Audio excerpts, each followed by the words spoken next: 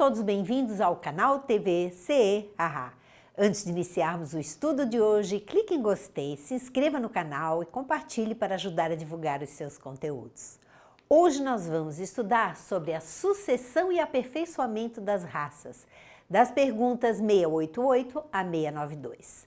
Na pergunta 688, há neste mundo raças humanas que evidentemente decrescem. Virá momento em que terão desaparecido da Terra? Assim acontecerá de fato. É que outras lhe estão tomando lugar, como outras um dia tomarão o da vossa. Os Espíritos nos dizendo que as raças desaparecem, sim, que outras tomam lugar e de uma forma mais aperfeiçoada. Agora nós estamos num momento de transição, por exemplo. Nós sabemos que com o passar do tempo os corpos se aperfeiçoarão e as raças irão também sendo substituídas por raças mais desenvolvidas, assim como nós hoje somos mais desenvolvidos que os homens primitivos. Nós também fizemos esse processo, não nós como espíritos, mas os corpos sofreram esses processos de desenvolvimento. Assim, quando retornávamos ao corpo físico, estamos retornando em um corpo mais evoluído, mais desenvolvido. Na pergunta 689, os homens atuais formam uma criação nova ou são descendentes de aperfeiçoados dos seres primitivos? São os mesmos espíritos que voltaram para se aperfeiçoar em novos corpos, mas que ainda estão longe da perfeição. Assim, a atual raça humana, que pelo seu crescimento tende a invadir toda a Terra e a substituir as raças que se extinguem, terá sua fase de decrescimento e de desaparição. Substituí-la-ão outras raças mais aperfeiçoadas que descenderão da atual, como os homens civilizados de hoje descendem de seres brutos e selvagens dos tempos primitivos. Nós somos descendentes daqueles seres com corpos mais aperfeiçoados, mas somos nós os mesmos espíritos que estamos reencarnando nesses corpos através dos tempos. Na pergunta 690, do ponto de vista físico, são de criação especial os corpos da raça atual ou procedem dos corpos primitivos mediante reprodução? A origem das raças se perde na noite dos tempos. Mas como pertencem todas à grande família humana, qualquer que tenha sido o tronco de cada uma, elas puderam aliar-se entre si e produzir tipos novos. É a miscigenação de raças que sempre aconteceu e continua a acontecer nos dias atuais. Na pergunta 691, qual, do ponto de vista físico, o caráter distintivo e dominante das raças primitivas? Qual era o caráter das raças? O que acontecia? Qual era a característica das raças primitivas? Era o desenvolvimento da força bruta, à custa da força intelectual. Era mais a força bruta para a própria sobrevivência. Agora dá-se o contrário. O homem faz mais pela inteligência do que pela força do corpo. Todavia, faz 100 vezes mais, porque soube tirar proveito das forças da natureza, o que não conseguem os animais. O ser humano atualmente ele trabalha muito mais intelectualmente, ele não precisa tanto do trabalho bruto de sair para caçar os animais, para poder comer, para poder sobreviver. O homem hoje tem um trabalho mais intelectual e em mundos mais adiantados o trabalho é muito mais leve do que o trabalho que temos considerado o trabalho intelectual hoje em dia. É um trabalho muito mais sutil que exige muito menos força física e intelectual por já terem conquistado um adiantamento muito maior. Na pergunta 692, será contrário à lei da natureza o aperfeiçoamento das raças animais e vegetais pela ciência? Seria mais conforme essa lei deixar que as coisas seguissem seu curso normal? E eles respondem que tudo se deve fazer para chegar à perfeição e o próprio homem é um instrumento de que Deus se serve para atingir seus fins. Sendo a perfeição a meta para que tende a natureza, favorecer essa perfeição é corresponder às vistas de Deus. Tudo colabora para a perfeição. Tudo cresce, tudo evolui, até mesmo o trabalho evolui com o homem. E a tendência é essa evolução, seguir adiante, de forma que o homem participe menos com a força bruta e mais com a inteligência, descobrindo novas ciências, nova tecnologia, novos meios de alcançar todo esse desenvolvimento que ele precisa. Na pergunta 692A, mas geralmente, os esforços que o homem emprega para conseguir a melhoria das raças nascem de um sentimento pessoal e não objetivam senão o acréscimo de seus gozos. Isto não lhe diminui o mérito? E eles respondem: que importa seja nulo o seu merecimento desde que o progresso se realize? Cabe-lhe tornar meritório pela intenção o seu trabalho. Ademais, mediante esse trabalho, ele exercita e desenvolve inteligência e, sob esse aspecto, é que maior proveito tira. O homem deve colaborar, deve contribuir para esse melhoramento das raças, dando condições melhores de sobrevivência, de educação, de desenvolvimento pessoal e olhando o mundo, o planeta como um todo, e não somente o seu país, a sua população, a sua religião, dar oportunidade para que todas as raças cresçam, se desenvolvam, se miscigenem, se misturem, a fim de que a raça humana se desenvolva como um todo. Este deve ser o agir do homem para ajudar no desenvolvimento e nas leis de Deus. Na Revista Espírita, de agosto de 1864, com o título Destruição dos Aborígenes, aborígenes são aqueles que primeiro habitaram ou pertenceram aos primitivos habitantes de um local. E aí a destruição dos aborígenes do México. E escreveram a Kardec de Bordeaux, dizendo assim: lendo no Civilisateur de Lamartine, que eram registros históricos, as cartas de Cristóvão Colombo sobre o estado do México no momento da descoberta, chamou-nos particularmente a atenção a seguinte passagem, uma passagem que Cristóvão Colombo escreveu. Diz Colombo: esses homens parecem viver numa idade de ouro, com relação aos aborígenes do México. Felizes e tranquilos em meio de jardins abertos e sem limites. Eles agem lealmente um para com o outro, sem leis, sem livros, sem juízes. Eles consideram mal um homem que se alegra em prejudicar o outro. Esse horror dos bons contra os maus parece ser toda a sua legislação. A sua religião é apenas o sentimento de reconhecimento e de amor ao ser invisível que lhes havia prodigalizado a vida e a felicidade. Então, isso com relação ao registro de Cristóvão Colombo, que estava escrevendo a Kardec. E ele, ante esses resultados, a pessoa que estava escrevendo pergunta: onde o progresso e que benefício moral a humanidade colheu de tanto sangue derramado? Não teria sido melhor se a velha Europa tivesse ignorado o novo mundo tão feliz antes dessa descoberta? Vejam os questionamentos das pessoas em relação ao que aconteceu e que acontece com tantos outros povos, com tantos outros aborígenes, que são os homens primitivos da Terra, em todos os locais da própria Terra que foram descobertos, que foram ditos civilizados.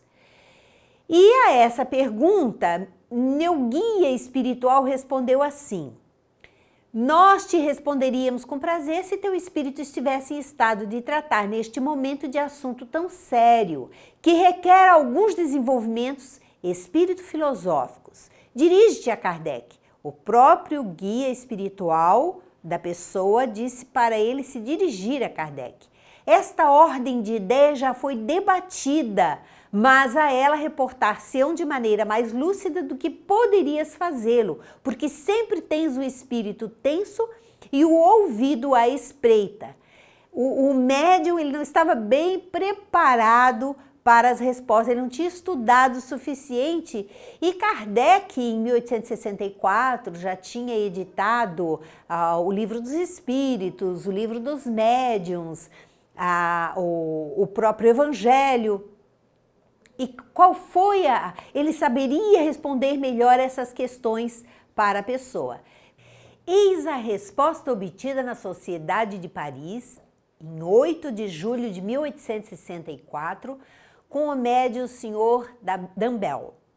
Sob a aparência de uma certa bondade natural e com costumes mais doces que virtuosos, os incas viviam despreocupadamente, sem progredir nem se elevar. A essas raças primitivas faltava a luta, e se batalhas sangrentas não os dizimavam, se uma ambição individual ali não exercia uma pressão soberana para lançar aquelas populações a conquistas, elas não eram menos atingidas por um perigoso vírus que conduzia sua raça à extinção. Era preciso retemperar as fontes vitais desses incas abastardados, quer dizer, que estavam em degeneração. Se as causas inteiramente fisiológicas juntarmos as causas morais, notaremos que o nível das ciências e das artes ali tinha igualmente permanecido numa infância prolongada. E Kardec vai fazer um comentário, porque a resposta do espírito foi muito clara. Os incas estavam numa situação ainda de infantilidade. Eles estavam vivendo, estavam se degenerando devido a essa acomodação. E essa invasão, é claro que não justifica a carnificina, é claro que os espíritos não estavam incentivando a violência é sempre produto da inferioridade humana, mas essa miscigenação de raças, essas lutas, essas conquistas, o desbravamento das terras, isso sim provocava a aceleração da evolução das raças, dos costumes. Mas Kardec vai fazer um comentário bastante interessante. Do ponto de vista antropológico, a extinção das raças é um fato positivo. Do ponto de vista da filosofia, ainda é um problema. Do ponto de vista da religião, o fato é inconciliável com a justiça de Deus se admitir para o homem uma única existência corpórea para decidir seu futuro para a eternidade. Se nós pensarmos que o homem vai ter uma só existência, fica um pouquinho difícil de entender por que de toda essa transformação, da necessidade de toda essa transformação. Na extinção das raças, geralmente não se leva em conta que apenas o ser material é destruído. E se esquece o ser espiritual, que é indestrutível e que apenas muda de vestimenta, porque a primeira não era mais compatível com o seu desenvolvimento moral e intelectual. O desaparecimento das raças opera-se de duas maneiras. Numas pela extinção natural, em consequência de condições climatéricas e abastardamento, quando ficam isoladas. Em outras, pelas conquistas e pela dispersão que os cruzamentos determinam, por essas lutas, por essas invasões que esse cruzamento determina. Quanto aos indígenas do México, diremos com Erasto que seus costumes tinham mais doçura do que virtude, e acrescentaremos que, sem dúvida, foi muito poetizada sua pretensa idade de ouro. Ensina-nos a história da conquista que eles guerreavam entre si, o que não indica um grande respeito pelos direitos dos vizinhos. Então havia uma certa poesia aí de Cristóvão Colombo, porque não eram assim tão calmos, tão tranquilos ou desenvolvidos, evoluídos moralmente. E aí ele pergunta assim também, a França seria o que é hoje sem a conquista dos romanos? E os bárbaros ter-se-iam civilizados se não tivessem invadido a Gália? A sabedoria gaulesa e a civilização romana, unidas ao vigor dos povos do norte, constituíram o povo francês atual. Sem dúvida é penoso pensar que o progresso por vezes precisa da destruição, mas é preciso destruir as velhas cabanas para substituí-las por casas novas, mais belas e cômodas.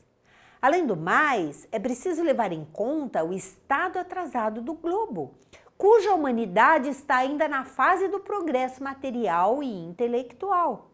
O globo ainda é bastante atrasado, a humanidade ainda está numa fase muito infantil, precisa ser sacudida, precisa ser alterada, miscigenada, misturada, para que uma civilização leve a outra o que lhe falta. Porque muitas vezes as civilizações ficam muito estagnadas, ficam muito fechadas entre elas.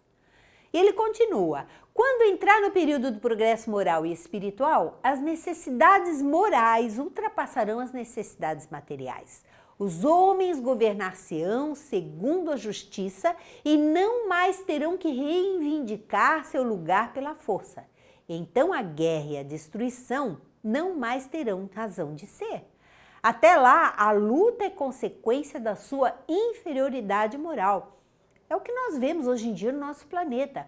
Ainda vemos muita luta pelo poder, por dinheiro, por situações materiais, por conquista mesmo, pelo prazer da conquista ou pelo prazer de obter o poder. O homem ainda se deixa levar pela guerra, pela luta, mas isso é uma condição da sua inferioridade, da inferioridade do próprio globo e da necessidade das pessoas que ainda estão vivenciando aquela guerra, aquele momento, aquele sofrimento pela sua necessidade kármica, de forma que, ao passar por aquilo, ele não vai mais precisar reencarnar entre povos que guerreiam, entre situações que lhe façam sofrer tanto.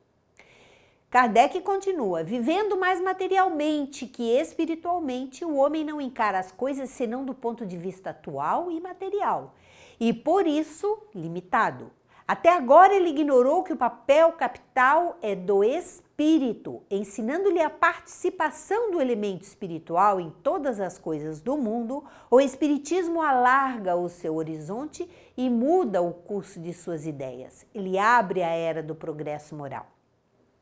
O espiritismo é o sol na vida da humanidade, irradiando essas verdades espirituais para que o ser humano tenha a oportunidade de mudar o seu comportamento, a sua maneira de agir, a sua necessidade de conquista, ela se modifica das coisas materiais para as conquistas morais, para as conquistas espirituais, para a sua própria transformação. Ele entende que está em um mundo ainda atrasado, mas que precisa da sua colaboração para se melhorar. É o papel que todos nós estamos sendo chamados a desempenhar neste momento de transição da Terra. Os obreiros da última hora, que são as oportunidades que todos nós que trabalhamos em nome de Jesus ou que pretendemos trabalhar em nome de Jesus estamos tendo para melhorarmos o mundo e, consequentemente, nos melhorarmos também. Assim, nós encerramos mais um estudo do Livro dos Espíritos. Muito obrigada e até o próximo encontro.